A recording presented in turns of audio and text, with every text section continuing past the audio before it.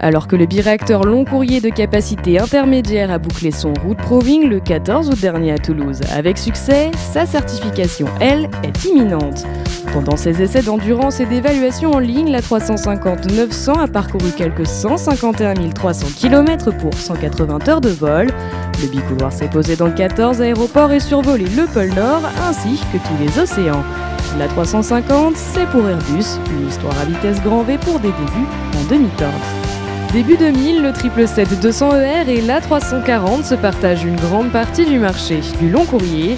À cette période, Airbus décide d'améliorer ses quadri-réacteurs. Le but, aller toujours plus loin avec toujours plus de passagers pour anticiper et concurrencer les 777-300ER et 200LR. Un choix qui s'avérera non pas un échec technologique, mais bien commercial. En cause, la hausse considérable du prix du pétrole qui a presque doublé entre 2000 et 2005. Certes, la 340 est un avion performant, mais il n'en reste pas moins un quadri-réacteur qui par conséquent consomme plus que le biréacteur de Boeing. Dans le même temps, Airbus voit ses clients annuler leurs commandes. L'avionneur commence à douter et prend conscience qu'un changement est inéluctable. Airbus réagit et lance la version initiale de la 350 le 6 octobre 2005, en concurrence frontale avec le 787. Le très influent Steven Udvar-Hazy, président fondateur de l'ILFC, compagnie de location d'avions civils, déclare en 2006 Airbus devrait revoir son A350 sous peine de devoir se contenter de 25% d'un marché promis au quasi-monopole du Dreamliner. À l'époque, l'A350 était une simple version remotorisée de l'A330. Le 17 juillet 2006, c'est chose faite et c'est au salon de Farnborough que Christian Streff, président d'Airbus, affiche le changement de cap de l'avionneur et présente officiellement le nouveau programme de l'A350 à 53% en composite, renommé A350 Extra Wide Body, avec une cabine plus large que le 787. L'A350 se décline alors selon 3 versions, l'A350-800 venant concurrencer le 787-9, l'A350-900 venant quant à lui se positionner comme le successeur du 777-200ER, lui-même remplacé aujourd'hui par le 787-10 de Boeing, et la 350-1000 plus proche pour sa part du 777-300ER ainsi que du 777-8X.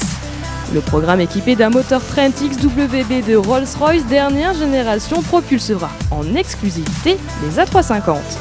The engine has to provide thrust to make the aircraft fly, but what is very important as well, it has to satisfy some constraints which are quite important today.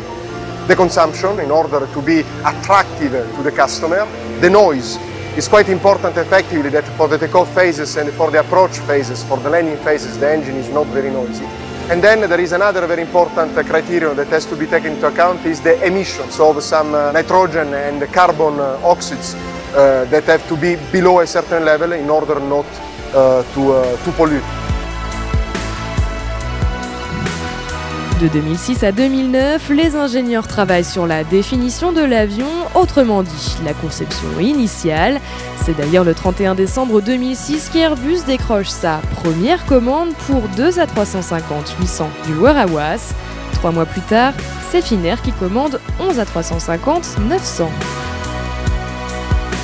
For me, this is an absolutely great moment today to have an opportunity to fly this very beautiful 350 aircraft, and it's an aviation history for myself. The interface between pilot and the aircraft is very nice.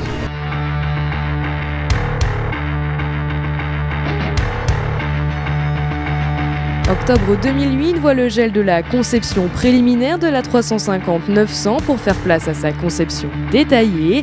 Les ingénieurs travaillent, étudient et dessinent chaque pièce composante de l'appareil. L'assemblage final de la 350 XWB MSN 5000 destiné au test statique débute 4 ans plus tard, en 2012. Ainsi, Airbus aura nécessité 6 appareils d'essai, dont 5 participeront aux essais en vol. Remember the 917, which is the hard maximum that you have to respect.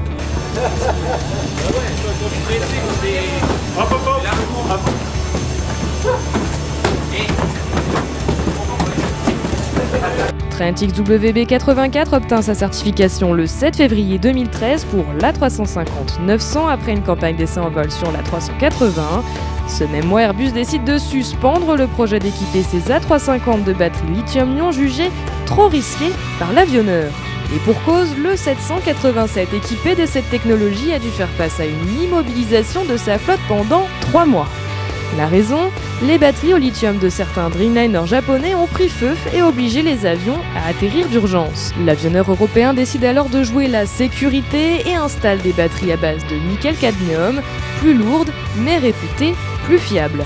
Airbus n'abandonne toutefois pas l'idée d'équiper ses avions de batteries au lithium-ion et travaille en collaboration avec la FAA pour valider cette technologie.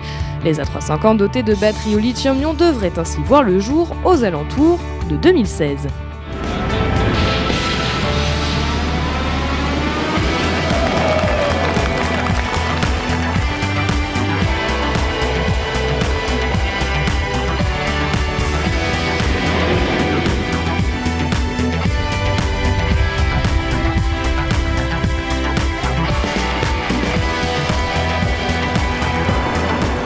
C'est à Toulouse le 14 juin 2013 qu'MSN effectue son premier vol d'essai. Seuls 14 mois auront été nécessaires aux 5 appareils pour clore la campagne d'essai en vol. Une campagne relativement courte et sans problème majeur.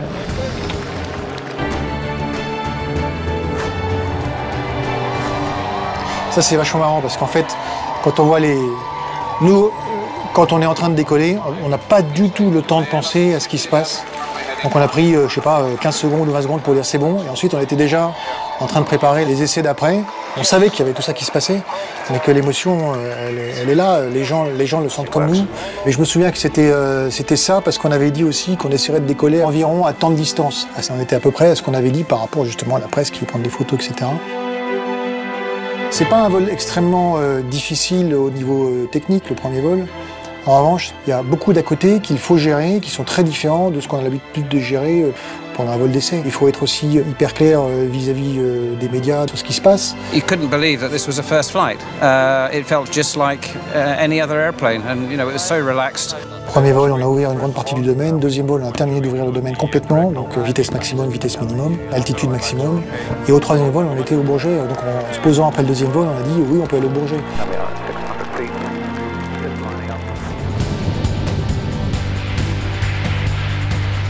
MSN 3 se sera chargé de tester les performances de l'appareil en aéroport d'altitude et de s'assurer du comportement des systèmes de l'avion par temps froid et par temps chaud. Je suis prêt pour la première batterie. 2, 1, top!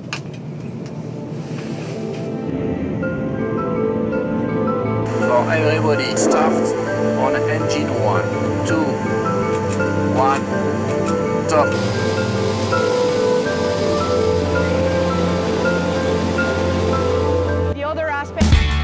Notre avion MSN2, il est dédié à la cabine.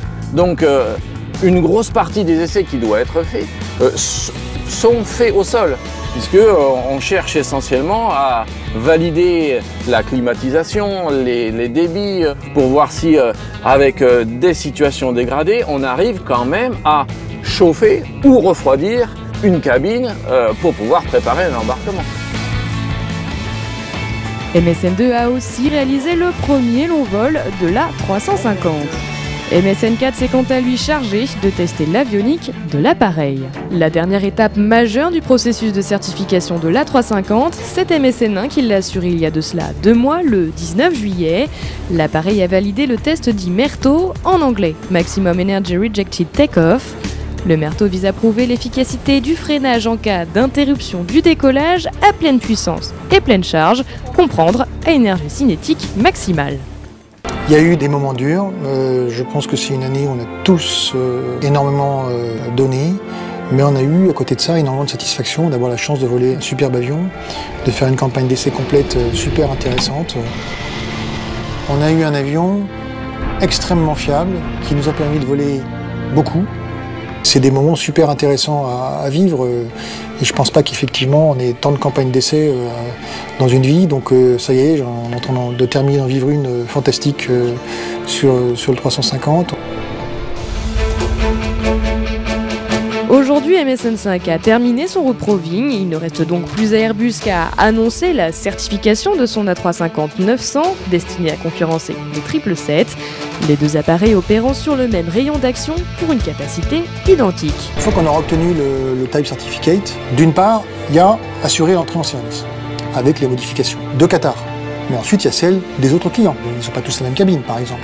Il y a aussi ce qu'on appelle le Continuous Improvement. Donc on a des idées encore pour améliorer notre avion, qui pour l'instant n'étaient pas la priorité du moment, mais qui vont arriver ensuite pour qu'on puisse continuer d'améliorer notre produit, comme on le fait aujourd'hui sur les autres avions. Donc on n'a jamais fini, on n'a jamais fini. Il y a encore un certain nombre d'activités qui ne vont pas s'arrêter au Type Certificate. Airbus aurait, semble-t-il, fait le bon choix en repensant le projet initial du biréacteur long courrier, enregistrant à l'heure actuelle 742 commandes pour 38 clients différents. Et c'est la compagnie aérienne Qatar Airways qui sera la première à opérer sur l'A350, une mise en service qui ne devrait plus tarder. 1, 2, 3, very good, excellent, very good, one more,